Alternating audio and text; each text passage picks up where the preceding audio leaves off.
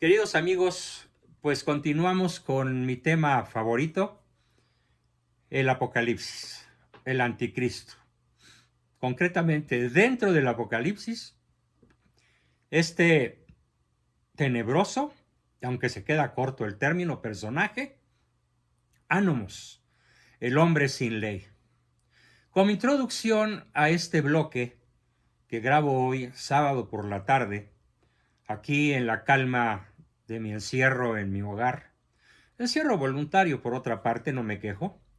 Quiero comenzar con la lectura del Santo Evangelio según San Juan del día de hoy. En aquel tiempo dijo Jesús a sus discípulos: Si el mundo os odia, sabed que me ha odiado a mí antes que a vosotros. Si fuerais del mundo, el mundo os amaría como cosa suya, pero como no sois del mundo, sino que yo os he acogido, sacándoos del mundo, por eso el mundo os odia. Recordad lo que os dije: no es el siervo más que su amo. Si a mí me han perseguido, también a vosotros os perseguirán. Si han guardado mi palabra, también guardarán la vuestra. Y todo esto lo harán con vosotros a causa de mi nombre, porque no conocen al que me envió. Palabra del Señor. Amén. ¿Por qué decidí comenzar haciendo mención a este fragmento tan maravilloso, tan esclarecedor del Evangelio? Pues por la sencilla razón de que esta serie de videos que estoy haciendo sobre el anticristo, uno de tantos anticristos, al que yo llamo, no de manera insultante, sino simplemente descriptiva, Hueytlatoani, Pejeloposli, MALO, su nombre verdadero, Manuel Andrés López Obrador, ha desatado una furia besánica, una furia infernal, en una buena parte de quienes me escuchan. Bueno, pues tendrán dos problemas: enfurecerse y tranquilizarse si quieren. Y si no, como decía Don Quijote, ladran, Sancho, caminamos. No soy del mundo, estoy en el mundo sin pertenecerle a él. Soy de Cristo y espero que si ustedes lo son, se vengan de este lado y dejen de atacar la palabra de Cristo y la verdad de Cristo, de la cual soy un humilde y estándar pecador mensajero. Continuemos pues con el libro del Apocalipsis. El Apocalipsis no es un libro acerca del futuro que no sabemos cuándo llegará, sino que en realidad trata de un ahora. Siempre desde que lo escribió San Juan en el año 90 y tantos de nuestra era, el Apocalipsis es un ahora.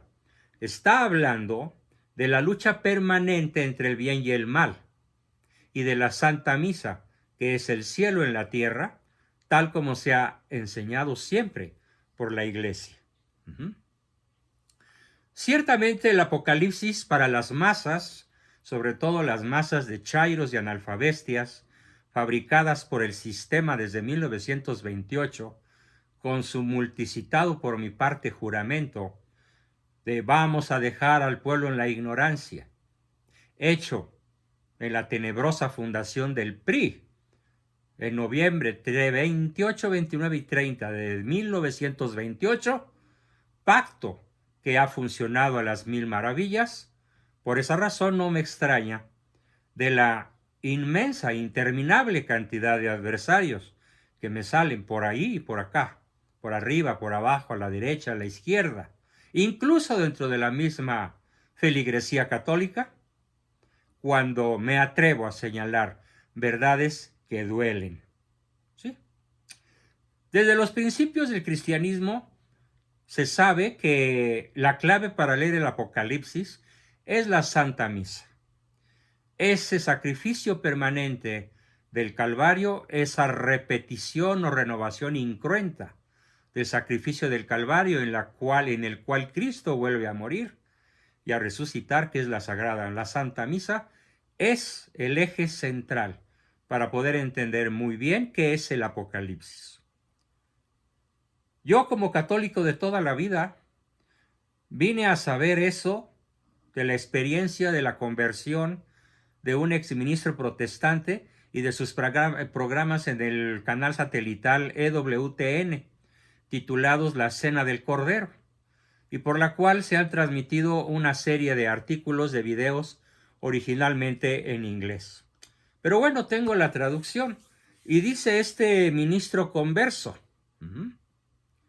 dice Scott Hahn, se llama: llevo estudiando el libro del Apocalipsis más de 20 años. Hasta 1985 lo estudié como ministro protestante y en todos esos años me encontré enfrascado una tras otra en la mayoría de las teorías interpretativas que estaban en boga o que ya estaban pasadas de moda. Probé con cada llave, pero ninguna pudo abrir la puerta. De vez en cuando oí un clic que me daba esperanzas, pero solo cuando empecé a contemplar la misa católica, sentí que la puerta empezaba a ceder, poco a poco. Gradualmente me encontré atrapado por la gran tradición cristiana católica y en 1986 fui recibido en plena comunión por la Iglesia Católica. Después de eso, las cosas se fueron aclarando en mi estudio del libro del Apocalipsis. Después tuve una visión, una puerta abierta en el cielo, y la puerta daba a la misa del domingo en tu parroquia, católico. Bueno, dicho sea de paso, ahora privados de ella. Puede ser que por el capricho luciferino y apocalíptico del gobierno mundial, que mientras que permite que las tiendas de alimentos físicos estén abiertas, nos ha privado del único alimento espiritual del que disponemos, la Eucaristía en la Santa Misa.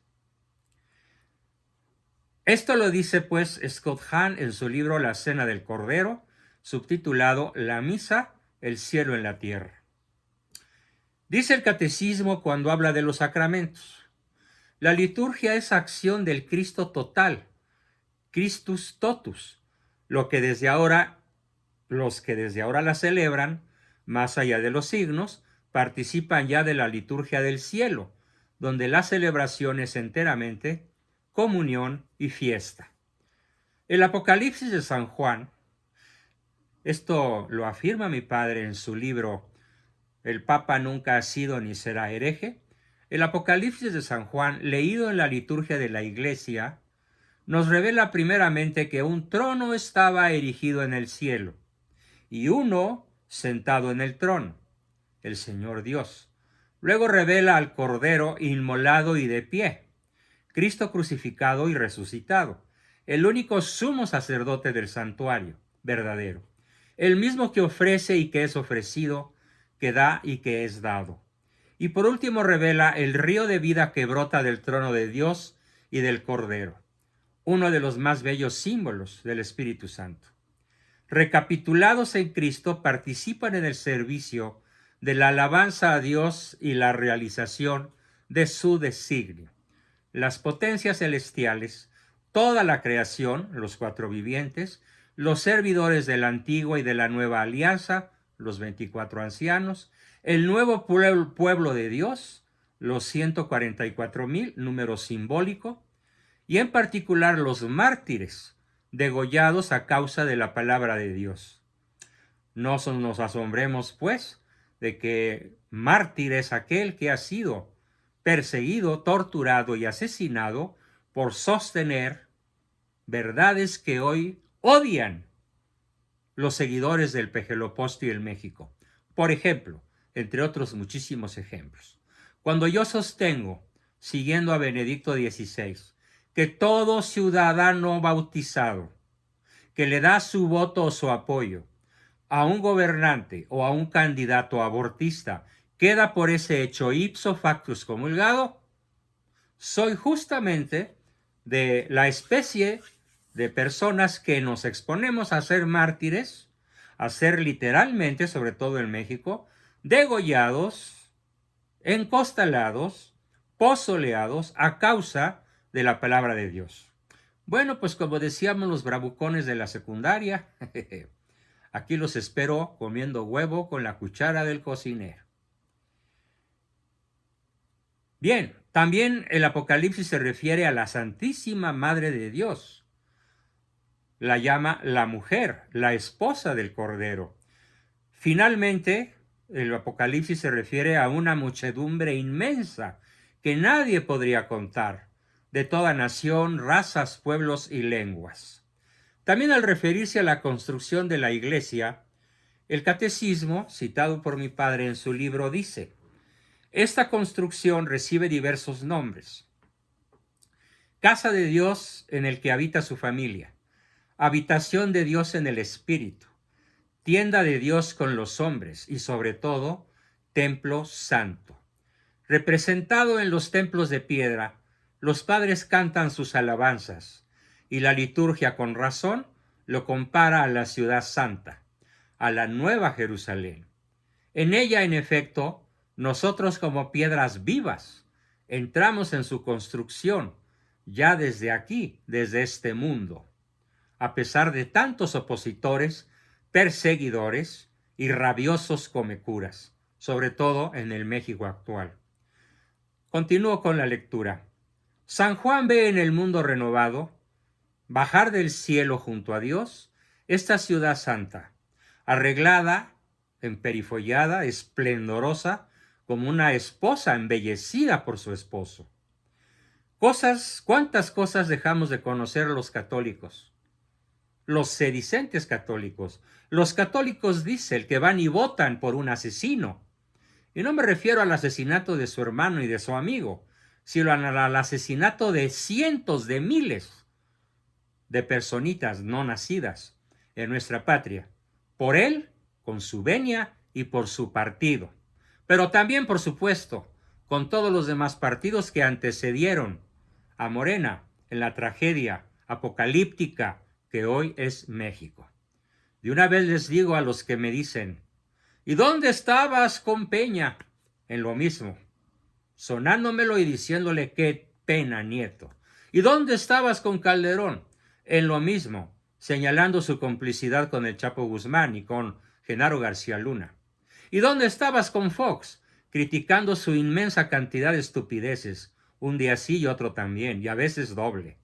¿Y dónde estabas con Cedillo y con Salinas? En lo mismo.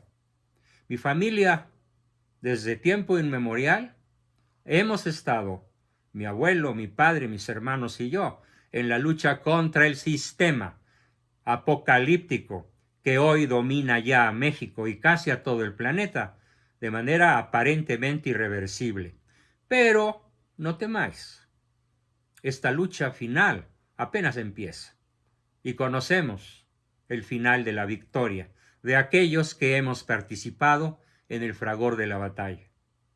¿Cuántas cosas pues dejamos de conocer los católicos por no profundizar en nuestra fe?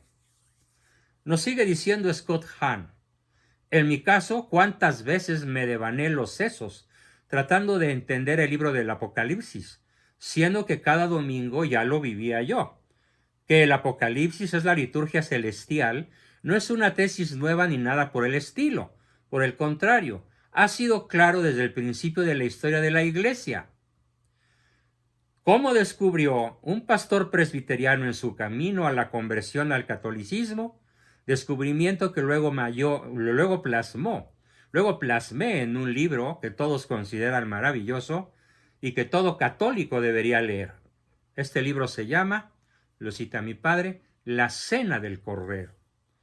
Cualquier exégeta serio, exégeta para los chairos que no saben qué significa, cualquier analista, cualquier estudioso de la Biblia, del Antiguo y del Nuevo Testamento, que explica en un lenguaje entendible para el vulgo lo que significa la Biblia, es la exégesis, la explicación explícita de lo que para muchos está muy oculto o de plano imposible de entender. Cualquier exégeta pues serio reconoce que los himnos y las doxologías del Apocalipsis nos traen un eco de los cantos litúrgicos de la iglesia primitiva. Imagínate, hermano, que cada vez que vas a misa, Cada vez que vamos a misa ocurren, aunque no lo veas, aunque no lo sepas, aunque no lo sientas, acontecimientos maravillosos.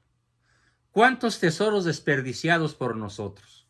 ¿No ves que cada vez que cantas el Santo, Santo, Santo en el Sanctus, estás haciendo coro con los ángeles y los santos? Ajá. Oh Señor Jesucristo, tú que oficias para nosotros como sumo y eterno sacerdote, ayúdanos a acompañarte con dignidad en la Sagrada Eucaristía. Por eso dice el Santo Padre en su maravillosa encíclica Ecclesia de Eucaristía. La tensión escatológica suscitada por la Eucaristía expresa y consolida la comunión con la Iglesia celestial. No es casualidad que en las ánforas orientales y en las plegarias eucarísticas se recuerde siempre con veneración a la gloriosa siempre Virgen María, Madre de Jesucristo, nuestro Dios y Señor. Se recuerde también a los ángeles, a los santos apóstoles, a los gloriosos mártires y a todos los demás santos. Es un aspecto de la Eucaristía que merece ser resaltado. Mientras nosotros celebramos el sacrificio del Cordero, nos unimos a la liturgia celestial, asociándonos con la multitud inmensa que grita: la salvación es de nuestro Dios, que está sentado en el trono y del Cordero. La Eucaristía es verdaderamente un resquicio del cielo que se abre sobre nosotros en la tierra. Es un rayo de gloria de la Jerusalén celestial, que penetra en las nubes de nuestra historia y proyecta luz sobre nuestro camino. ¿Pero qué creen? La luz ciega cuando la miras de frente. Y si no te acostumbras a la luz, huyes de la luz como fiera espantada o como humano timorato y pusilánime, cobarde en extremo. ¿Qué tenemos? Que tenemos una liturgia celestial y una terrenal, también está reconocido en el Concilio Vaticano II, tan atacado por tantos sedevacantistas que se empeñan neciamente en señalar que desde el Concilio Vaticano II no tenemos papa.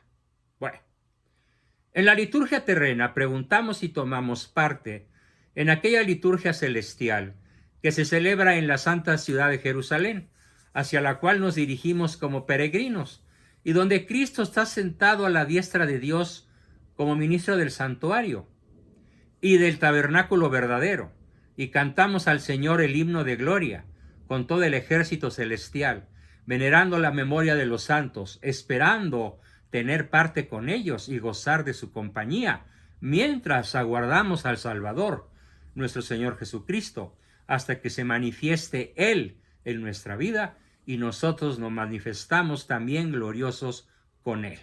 Por supuesto, los adúlteros, los ladrones, los fornicarios, los homosexuales activos que quieren refrendar su homosexualidad en cualquiera de sus 114 o 15 desviaciones reconocidas por la ONU y por la Organización Mundial de la Salud, hoy puesta en picota por sus terribles e intencionales errores sobre el manejo de la peste chino-comunista, todos ellos no entrarán al reino de los cielos, no entrarán al Sancta Sanctorum. Para un listado de las citas del Apocalipsis relacionados con aspectos específicos de la Eucaristía, voy a copiar en el pie de este video un link que se llama El Apocalipsis y la Santa Misa, tomado de la página web corazones.org. El doctor Scott Hahn señala también que el Apocalipsis advierte que vengo pronto. Y ese vengo pronto es ahora, visto que la palabra parusía, que puede interpretarse en el sentido de segunda venida, ojo, también significa presencia, conforme su sentido en griego, y la misa es la presencia de Jesús. Ya está aquí, y es más, nunca se fue. Es decir, la misa es un rito de parusía, y la palabra parusía es presencia. Así hoy el Papa Benedicto XVI advirtió que la misa es la parusía anticipada. Esto no anula la segunda venida física, que sí ocurrirá en un futuro, y no sabemos ni el día ni la hora, porque solo, dijo Cristo, mi Padre que está en el cielo, la conoce. Aprovecho aquí para darles una buena sacudida, sin desprecio ni ira, pero sí con santa indignación, a todos esos que andan diciendo que el anticristo ya está aquí. Repito, la presencia de Cristo en la parusía que es cada misa no anula la segunda venida, sino que nos coloca ante otro momento con el Señor, estando nosotros todavía en esta vida. Luego la dejaremos para ir a la Jerusalén celeste, pero entonces, en un futuro ya en forma definitiva. Además, en el Apocalipsis Jesús es mencionado muchas veces, 29 veces, como Cordero. Como decimos en la misa, Cordero de Dios que quitas el pecado del mundo, ten piedad de nosotros. El término en griego solamente aparece una vez más al final del Evangelio de San Juan, cuando Jesús ordena a Pedro que apaciente sus corderos. Cuando Juan el Bautista llama a Jesús Cordero de Dios, el término en griego es distinto, amnos. Y el Apocalipsis el término es arnion. Ahora bien, Jesús se presenta al principio del Apocalipsis un día domingo, con traje de sacerdote, y de inmediato a través de las cartas a las iglesias pide arrepentimiento. ¿Sí? Tal como ocurre en la misa, a partir de que un ángel del Señor invita al banquete del Cordero. Dice así: después el ángel me dijo, escribe, felices los que han sido invitados al banquete de bodas del Cordero. Y añade, estas son palabras verdaderas de Dios. Después vienen las cartas a las 7 iglesias y las revelaciones. Pero aquí aprovecho este pasaje del Apocalipsis de cara a seguir platicándoos del anticristo para señalar que esta pandemia que algunos torpes, ignorantes, mafiosos, conjurados, no sé cómo llamarlos, insisten en llamar falsa pandemia. Es una pandemia verdadera y que sí fue creada en laboratorios chinos, que no es un virus natural, que se transmite de forma natural de animales a humanos, y que tiene la complicidad de multitud de gobiernos, de científicos, de politicastros, de empresarios, en una mezcolanza de confusión tal que todavía no tengo la certidumbre suficiente como para señalar de modo contundente nombres, fechas, números, cifras y causas y efectos, pero todo apunta hacia allá. Bien, entonces, esta pandemia real, inducida, creada y sembrada de modo estratégico en varias naciones de la Tierra, amén del resto de todo el planeta, es la oportunidad que señala el Apocalipsis para hacer penitencia. Hacer penitencia, arrepentimiento de nuestros pecados. Desde luego, no digo de vuestros pecados, sino de nuestros pecados, incluyéndome en primer lugar. Un hecho interesante es que, a diferencia de lo que ocurre en el Antiguo Testamento con los ángeles, en el Apocalipsis los ángeles se unen a los humanos en la liturgia de la misa. Por eso el sacerdote, antes del canto del Sanctus, anuncia que se va a cantar con los ángeles y los santos.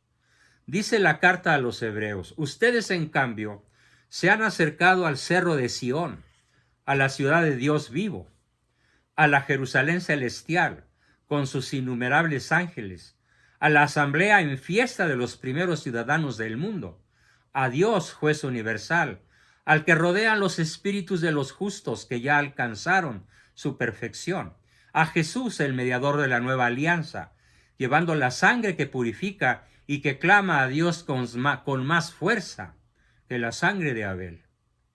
Pero atención, el hecho de que el cielo esté al alcance de la mano en cada Eucaristía no nos debe hacer creer que el mal ya se ha ido, pues por el contrario, seguimos confrontando una lucha permanente, cotidiana, las 24 horas de cada día, por 7 días a la semana, por 365 días al año, mientras estamos vivos. Lo expresa claramente San Pablo. Por lo demás, fortalézcanse en el Señor, con su energía y su fuerza. Lleven con ustedes todas las armas de Dios para que puedan resistir las maniobras del diablo. Pues no nos estamos enfrentando a fuerzas humanas, sino a los poderes y autoridades que dirigen este mundo y sus fuerzas oscuras, los espíritus y fuerzas malvadas del mundo de las tinieblas. Por algo, el santo sacrificio de la Eucaristía se debe celebrar, como expresamente se señala en cada celebración, hasta que el Señor vuelva, lo que no es sino un eco de la Biblia, que dice: fíjense bien, cada vez que comen de este pan y beben de esta copa, están proclamando la muerte del Señor hasta que venga. ¿No estamos acaso en lucha permanente, incluso dentro de la misa? Mientras tratas de ver al sacerdote que eleva la hostia, se te atraviesa, sálvase a la parte de una hermosa damisela en minifalda o con pantalones que no dejan nada a la imaginación. Eso nos ocurre a cualquiera y perdemos cuando no estamos alerta de esta lucha permanente, incluso dentro de la Santa Misa. Aún más, estamos en lucha todos los días por la salvación de nuestras almas. La lucha es también contra las fuerzas del mal, contra la Iglesia. Ahí está mi lucha, contra las fuerzas del mal que atacan a mi Iglesia, católica, apostólica, romana, desde la ultraizquierda atea comunista hasta la ultraderecha que niega que desde el Concilio Vaticano II tengamos papa. Esto no es ignorado sino explicitado por el Apocalipsis, en donde naturalmente también se da la profecía. Más adelante citaré un artículo de la Enciclopedia Católica que se llama así, Profecía. Exactamente como ocurre hoy en día, el Apocalipsis señala que hay enemigos por todas partes. Es cierto que muchos símbolos del Apocalipsis se originaron en situaciones históricas ya superadas, como el final del Imperio Romano, que persiguió a los cristianos durante casi 300 años. Como la Revolución Francesa, que lo hizo durante un par de décadas, tal vez, un poco menos, hasta que se reinstaura la monarquía. Pero podría citar infinidad de episodios, sobre todo en México. Pero bueno, hoy no es clase de historia de México. El sentido del mensaje, como ocurre en toda la Biblia, es el sentido del mensaje que se mantiene más allá de la situación histórica subyacente, en este o en cualquier momento. Por eso desde el Apocalipsis sabemos que los enemigos del cristianismo son muchos y feroces. Y me ocuparé de quitarles la careta en mis próximos videos, uno a uno. Citaré tal vez alrededor de 40, de los más picudos, de los que destacan entre los primeros 500. Y cuando se terminen 1000 años, dice el Apocalipsis, Satanás será soltado de su prisión, saldrá a engañar a Gog y Magog, es decir, a las naciones de los 4 extremos de la tierra, una multitud tan numerosa como las arenas del mar. Invadieron el país entero y cercaron el campamento de los santos. Cercaron la ciudad muy amada, pero bajó fuego del cielo y los devoró. Pero por eso tenemos la promesa de Jesús cuando instituyó al papado. Y ahora yo te digo, escuchad protestantes, escuchad católicos, dice. Y ahora yo te digo, o católicos sedevacantistas, eso de católicos con bastante ironía y aun sarcasmo de mi parte. Y ahora yo te digo, tú eres Pedro, o sea, piedra, y sobre esta piedra edificaré mi iglesia, y los poderes de la muerte, del Hades, del infierno, jamás la podrán vencer. No importa lo que pase, al final la iglesia vencerá. Lo mismo que nosotros venceremos si somos fieles a Jesucristo. Dios quiera que al final de nuestra vida podamos decir: he combatido el buen combate, he terminado mi carrera, he guardado lo que depositaste en mis manos. Solo me queda recibir la corona de toda vida santa, de la justicia con la que me premiará aquel día el Señor juez justo, y conmigo la recibirán todos los que anhelamos y luchamos por tu venida gloriosa. El Apocalipsis termina con una boda. Pero antes de continuar, quiero cerrar esta entrega con lo que ha sido mi lema desde pequeño, gracias a que el día de mi primera comunión, un 6 de agosto de 1949, lo escuché de labios de mi padre de camino a la iglesia de la Santísima Trinidad, en donde yo recibiría la Sagrada Eucaristía por primera vez de manos de mi virtuoso y extraordinario padrino, presbítero don Juan Carranza Chávez. Mira, hijo, entiende esto.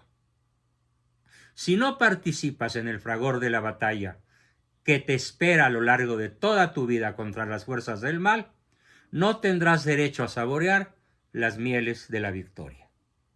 Nos vemos pronto.